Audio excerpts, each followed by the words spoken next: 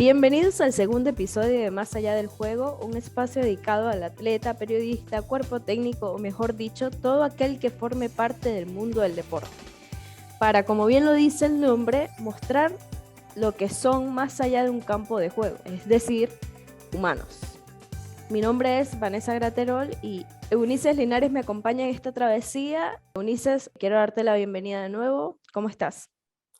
Hola Vanessa, ¿todo bien? Acá estamos con el segundo episodio de Más allá del juego, principalmente pues para aportar nuestro conocimiento y brindarle a todas esas personas que nos escuchan desde la experiencia que hemos vivido en esta hermosa carrera, en este hermoso deporte.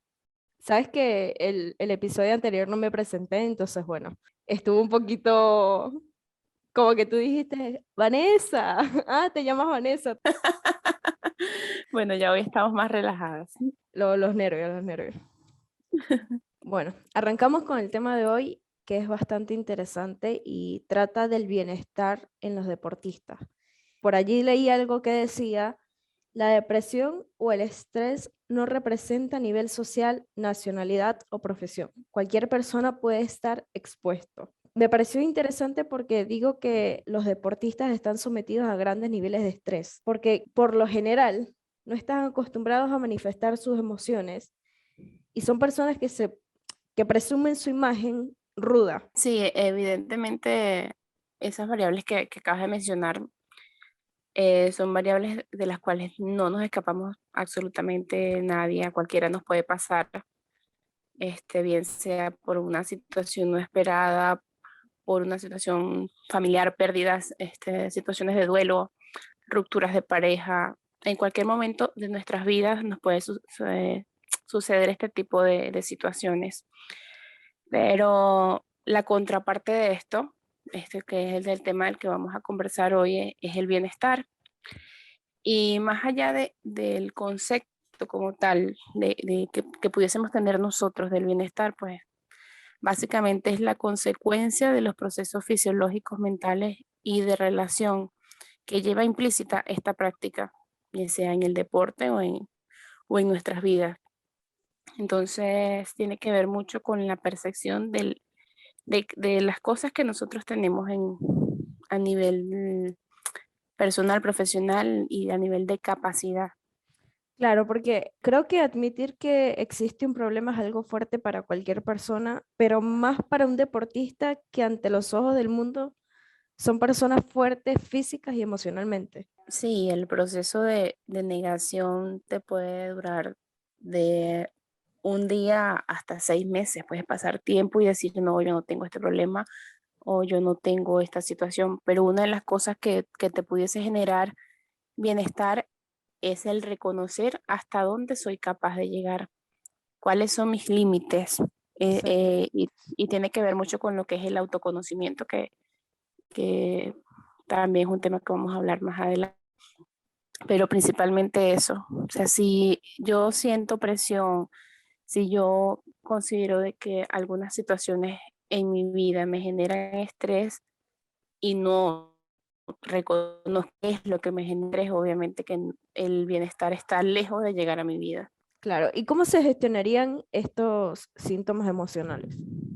Bueno, principalmente tiene que ver mucho con la aceptación, el autoconocimiento de qué es lo que sucede en mi vida, qué situación en el entorno está ocasionando alguna situación de estrés y pues básicamente sustituirlas, ¿no? O sea, tiene que ver con hacer lo que me gusta, con sentirme bien con lo que estoy haciendo, eh, el dormir bien, el descansar, el ser proactivo, en tener mis objetivos claros y ser realista con los objetivos, que vaya de la mano lo uno con lo otro, ¿no? El saber Claro. manejarlas en caso de que yo no pueda cumplir mis objetivos en el momento, saber manejar la frustración que eso me pudiese generar. Obviamente que tener una buena alimentación, tener un buen rendimiento y qué otras cosas pudiesen generarte bienestar. Eso depende mucho, como te dije al principio, de la percepción que tenga la persona. Tú puedes tener a ti te puede generar bienestar un tipo una casa, por ejemplo, te puede generar bienestar a Sí, ti, tener una casa, un carro, algo material, pero resulta que para mí es distinto. Entonces tiene que ver con el autoconcepto que tenga la persona de sí misma. claro. Y se puede llegar al punto en el que el atleta disfrute de su carrera sin sentir malestar emocional. Sí, tiene que ver con la autorrealización. Vamos a meternos un poco en las necesidades de Maslow. eh, de ir cubriendo nuestras necesidades.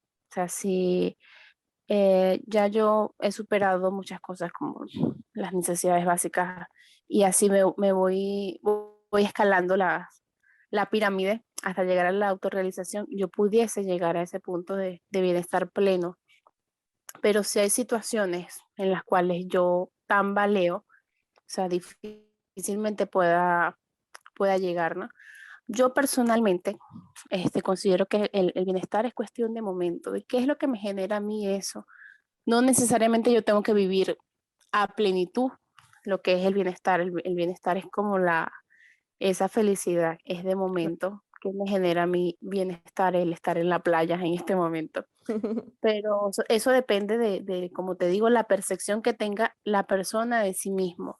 Un deportista te pudiese decir, bueno, a mí me da bienestar el hecho de ganar el partido el domingo. ¿Por qué? Porque después del partido salgo de concentración y voy y veo a mis hijos y los abrazo. Pero resulta que eso te lo puede decir un jugador, pero vas y le preguntas al otro y te dice, no, sí, porque te vi el partido y me voy de rumba y eso le genera bienestar. Claro. Entonces depende, como te digo, de la percepción que tenga cada persona de qué es lo que es el bienestar para él. Investigué un poco sobre algunos jugadores que han sufrido de depresión y de estrés.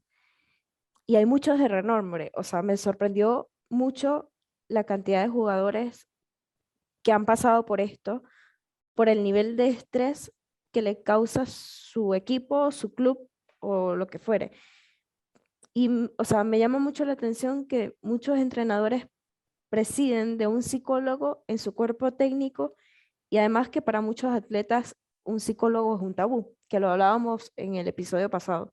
Respecto a cuando un cuerpo técnico requiere o no de un psicólogo, que sí lo hablamos porque te dije que me había sucedido, hay muchos profesionales que por su experiencia consideran de que pudiesen manejar el área psicológica dentro de su equipo. De hecho, tuve una experiencia con un preparador físico que le pasaba la planificación de cuál era el trabajo y me decía, oye, pero esto lo puedo hacer yo.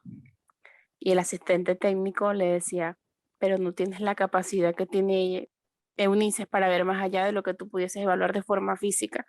Y había ese choque, ¿no? A mí me parece maravilloso cuando yo puedo trabajar con un preparador físico de la mano, porque mente y cuerpo fusionan en conjunto, ¿no?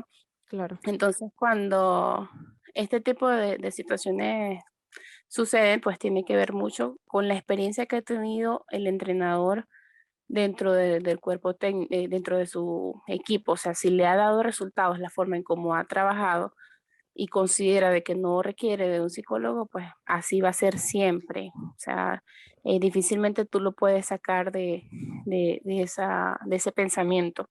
Pero mira, o Pero sea, cuando, vamos más allá de conseguir y lograr todo. Fíjate en el caso de Iniesta, que pese a conseguir el triplete con el Barça en el 2009, fue diagnosticado con depresión y estuvo en tratamiento por varios años.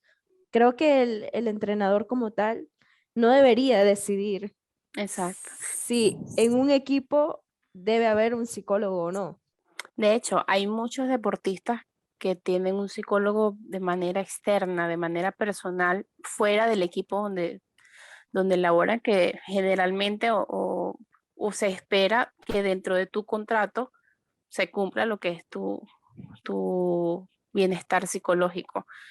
Que, o sea, fuese maravilloso que todos los equipos contaran con un psicólogo que le brinde al deportista ese bienestar que tanto buscan o a disminuir esos niveles de depresión. Como te dije en el primer episodio, la psicología o el psicólogo en el deporte no es nada más para motivar. Hay muchos factores que se pueden trabajar eh, a medida de un campeonato que muchas veces los técnicos desconocen y son este tipo de situaciones que al final pues generan situaciones inesperadas en el jugador, que tiene que ver muchísimo con ese peso que, que le colocan encima. Leía estos días después del partido, no quería hablar de la Vinotinto, con el partido de Paraguay, que decían por la situación que sucedió con Wilker. No, no se le puede decir nada porque es Sam Wilker. Sin embargo, todos esos mensajes negativos, si el jugador como tal no sabe manejarlos, pues obviamente que le va a afectar. Y ya allí entramos en lo que es la autoconfianza en los jugadores, que la autoconfianza parte desde el autoconcepto o autoconocimiento que tenga el jugador de sí mismo en cuanto a sus límites y hasta dónde somos capaces de llegar. Y también tiene que ver con si yo ya antes he superado esta situación y sé la forma en cómo hacerlo, pues para a mí me va, o sea, me va a pasar rápido todas estas situaciones que me pudiesen generar emociones negativas Claro, sabes que trabajando. en 2019, no sé si escuchaste el caso de Santiago García, No recuerdo en este momento. un No, 2019 futbolista, para mí, acuérdate que fue lo de mi bebé y yo estaba chavo de todo. cierto, cierto. Bueno, un futbolista que acá en Argentina se quitó la vida, no, 2019 no, 2021. O sea, en Este febrero año. de este año, el futbolista se quitó la vida, pero en 2019 él salió en una entrevista, Uruguayo. sí, un uruguayo, Ah, ya recuerdo. salió en una entrevista en 2019 diciendo, no somos robots, no estamos hechos de acero, nos pasan cosas y eso hace que el rendimiento dentro del campo sea óptimo. Con respecto a todo lo que me decías de Wilker, a él lo llamaban mucho gordo y como te decía yo en el episodio pasado, uno no sabe qué está pasando por la mente del jugador. O sea, ¿por qué nos tenemos que poner en posición de jueces? Exactamente. Y tiene que ver con eso. Si esta persona, no digo que si hubiese tenido un psicólogo al lado hubiese sido distinto, pero créeme que hubiese cambiado algo. O sea, quizás ya no, o sea, hoy día no hubiese sido un suicidio, sino de que hubiese aprendido a manejar estas situaciones. Porque, ¿qué sucede cuando nos tachan de algo? O, o en este deporte se utiliza mucho el bullying, el fusilamiento. El jugador tiene que saber filtrar estos mensajes y recibir mensajes, este tipo de mensajes externos, o sea, saberlos manejar, absorber lo positivo y lo negativo, echarlo a un lado. Pero muchos no sabemos manejar este tipo de cosas y si no tenemos a alguien que nos ayude a manejar estos procesos, pues obviamente que nos vamos a sentir ahogados y cometemos este tipo de errores, pues, que más allá de errores yo los llamo que son demasiado valientes para tomar una decisión de tal punto, o sea, hay que tener bastante fortaleza, diría yo. Me hablabas hace rato de la presión de las redes sociales y pongo un ejemplo, ¿no? O sea, ¿qué enseñanza puede darle a un niño o a un joven que los espectadores llamen fracasados, inservibles o etcétera a jugadores profesionales como Messi, Cristiano, que están en ligas élite? Si son fracasados, ¿qué queda para ellos? O sea, ¿cómo lo perciben los jóvenes? Considero de que tiene que ver mucho con la orientación que pudiesen tener esos niños. Te hablo desde, por ejemplo, en una academia, lo poco que ellos pudiesen ver, o sea, tomando en cuenta de que ya he trabajado con niños, ¿no? Lo que ellos pudiesen ver en redes sociales, o sea, siempre van a ver lo positivo de un jugador y yo quiero ser como él, y echan a un lado, como te digo, filtran esas situaciones o cosas negativas que le dicen a los jugadores, porque si bien saben ellos la capacidad o esas destrezas volitivas que tienen los jugadores que son sus ídolos, y es en eso en lo que ellos se enfocan. O sea, pocas veces pocas veces estos mensajes eh, infieren en las cosas o en esa ideología positiva que tienen ellos de sus ídolos. No, hasta ahora no ha habido esa influencia como tal.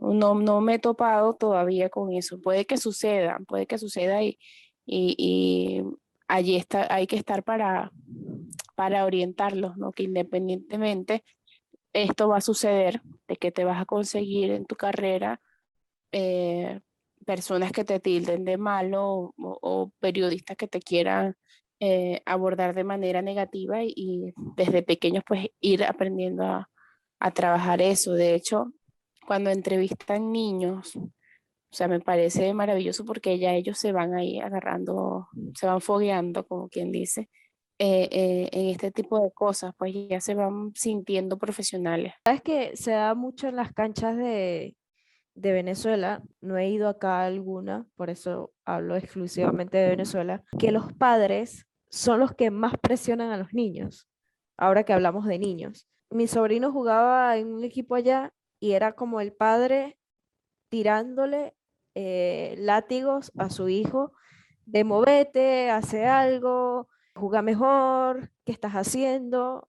¿Cómo influye eso desde chicos? No tienes idea de la influencia que pudiese tener un padre o un representante en el rendimiento de un niño. Y eso es una de las cosas que mientras más charlas, más campañas se pudiesen hacer. De hecho, hay una que se llama Cómo ser padre de un campeón, donde orientan al padre a de que el niño es un niño y que va a jugar al fútbol para divertirse. Y si desde el momento en que el niño siente que no se está divirtiendo, o sea, ya ahí las cosas van mal y puede hasta terminar con que el niño ya no quiera ir a jugar al fútbol o le pida al papá que no vaya porque lo avergüenza.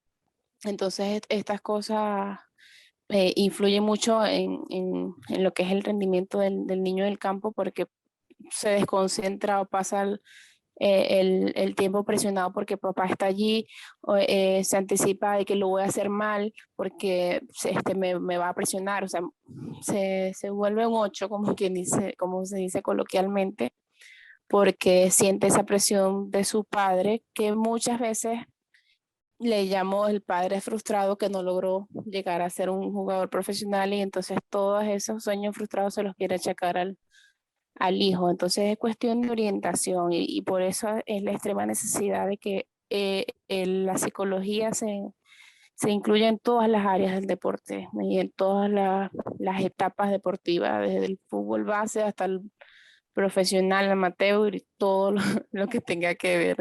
De hecho, yo incluyo hasta la familia, cuando trabajo con deportistas, incluyo hasta la familia porque es una de las cosas que genera, como hablamos al principio, del bienestar al jugador. Y para que el jugador pueda rendir, ese bienestar tiene que ser generalizado, que estar bien en todas las áreas de su vida Claro. para que pueda tener un rendimiento óptimo. Eunice, ¿y qué aportarías estando dentro de cualquier entidad para lograr generar autoconfianza en los jugadores? Bueno, básicamente sería un proceso individualizado porque cada jugador tiene que tener autoconocimiento, ese conocimiento personal de quién soy, hasta dónde soy capaz de llegar, cuáles son mis límites. Y partiendo de eso, pues se van a ir generando otras situaciones que le van a generar confianza, como es el saber o poner ejemplos de situaciones desde su historia ha superado y sabe que, o sea, con esas estrategias puede volver a superarla si se le presenta. El apoyo familiar, el entorno que lo rodea, por eso es importante y les choca mucho cuando el jugador está lejos de su familia, porque las personas con las que tú te sientes alrededor son las que te generan esa confianza. Y aportar desde mi conocimiento eso, de que el jugador se conozca a sí mismo y una vez que se conoce a sí mismo, conozca su entorno, en este caso sería su equipo, su cuerpo técnico, la institución en donde se encuentra. De hecho, tuve una experiencia muy bonita con el Zulia cuando yo llegué al Zulia en el 2015, octubre de 2015, Sí, recién empezaba el nuevo Zulia sí, y estaba todo como que en proceso de transición. Y llega en 2016, llega el siguiente año, y en junio cumplía año, el equipo estaba de aniversario y yo personalmente no sabía. sí, Y cómo le inculcaba yo a los jugadores ese amor por lo suyo, el querer al equipo donde estaban, si yo ni siquiera sabía cuál era el aniversario. Empezamos a investigar y de hecho ese video está en YouTube, de la historia del Zulia Fútbol Club, donde hasta publicaciones de periódico existen. Y eso le generó mayor amor al equipo, mayor compromiso con lo que estaban haciendo y nos ayudó muchísimo a alcanzar el objetivo. Pues entonces tiene que ver con eso, con el conocernos a nosotros, conocer dónde estamos y hacia dónde vamos. Y desde allí, pues, ir trabajando lo que es esa confianza en sí mismo. ¿Cuáles serían tus 3 herramientas para fomentar la empatía? El colocarme en los zapatos de los demás. Eh, Te digo las mías, ok. que no sé, me parece que es así, tú corrígeme si no es. No, No y juzgar, si son las estrategias que te funcionan, chévere. no juzgar, escuchar y servir. Me parece genial. Concordamos en el no juzgar, no lo hubiese, o sea, no es una de las principales. La practico, pero a veces caemos en el error de tener una percepción errónea de algo o de alguien. Sí, Sin embargo, me gusta escuchar y, por ejemplo, cuando lo practico mucho con los jugadores, cuando hay un encuentro por primera vez, en aprenderme los nombres. Impacta muchísimo en una persona que tú lo llames por su nombre. Y es como que, wow, le interesa. O sea, le importa cómo me siento o por lo menos cómo me llamo. Entonces eso claro. ya va generando esa confianza con vínculo con el jugador y ya va generando esa empatía pues, con ellos. Lo otro es escucharlos, el más en cuenta y comprender. Hay situaciones, por ejemplo, la impuntualidad, que es una de las cosas que a veces me cuesta un poco o sea, no de que soy impuntual, sino de que la gente sea impuntual me choca un Te poquito, ¿no? fastidia, sí. Y trato de comprender, o sea, trato de comprenderlo y desde su punto de vista, bueno, sí, el transporte, o ok, la alarma no le sonó. Y trato de demostrarle que, oye, yo te entiendo, pero vamos a tratar de reforzar esas cosas. Entonces siempre trabajar eso, pues el convertir sus debilidades en fortalezas o intentar reducir esos puntos débiles. Claro. Pero concuerda mucho con lo que planteas tú, con lo que practicas. Me hablabas del nombre y mi pareja siempre me dice, pregúntale el nombre antes de hablar con esa persona. Total, siempre lo hago. Y es una de las cosas que te quita esa barrera, porque hay personas que son muy cerradas.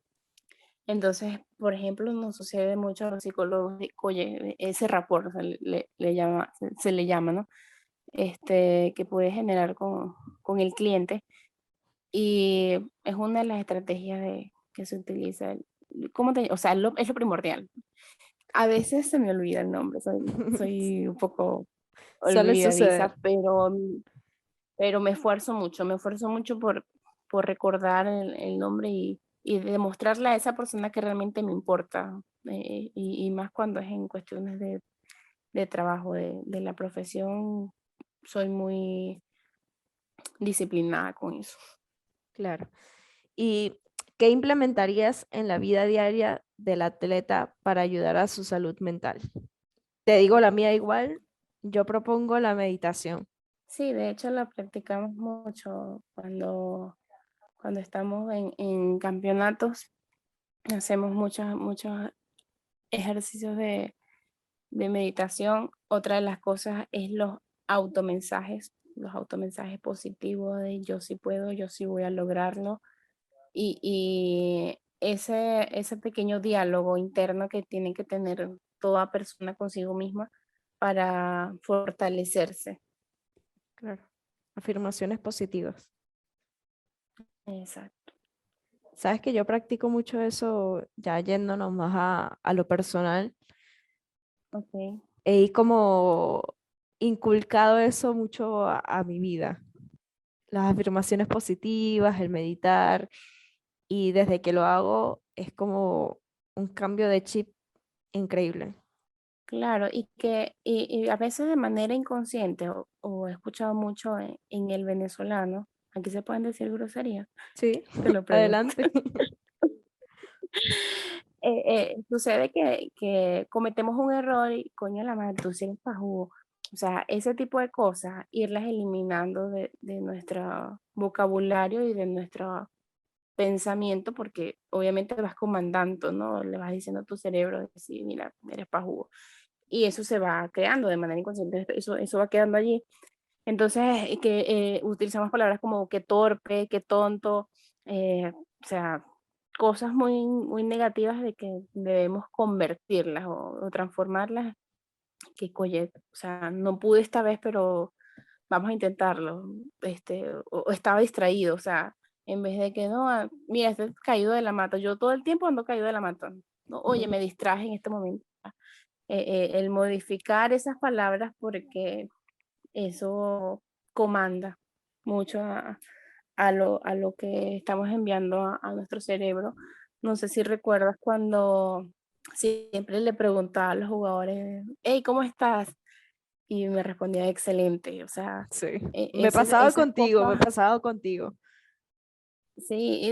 Y quiero que cuando o sea, entrevistemos o tengamos la charla con Giovanni Romero, practicarla porque era uno de los jugadores que, o sea, siempre era muy disciplinado con eso, o sea, y se ha convertido en en parte de mi identidad, ¿sabes? Porque pasa el tiempo y me he topado con jugadores en los cuales les pregunto cómo está y me responde excelente. Y como dice Unice, es excelente. Entonces, eso ayuda mucho, ¿no? Al solo hecho de que cambies tu estado de ánimo de momento, o sea, convencerte de que, oye, sí, estoy excelente porque tengo salud, porque me siento bien, porque tengo a mi familia a mi lado, o sea, el valorar las cosas por muy pequeñas que sean y que las tienes allí, pues. Bueno, ya diste la primicia de quién será nuestro primer invitado. Oye, sí. Bueno, Bueno, no buenísimo. dije que era el primero, no dije que era el primero, simplemente que cuando toque conversar con él, pues le vamos a preguntar cómo se siente. Bueno, buenísimo, Ulises. Creo que el episodio 2 ha llegado a su fin. Ya tan rápido. Sí. Bueno, espero que les guste mucho como el primero y se vienen mejores cosas para el próximo. Amén. Que así sea. Nada, Ulises, muchísimas gracias de nuevo por estar conmigo y acompañarme en esta travesía. Y bueno, nos vemos en un próximo episodio. Vale, gracias. Chao, Bye. chao.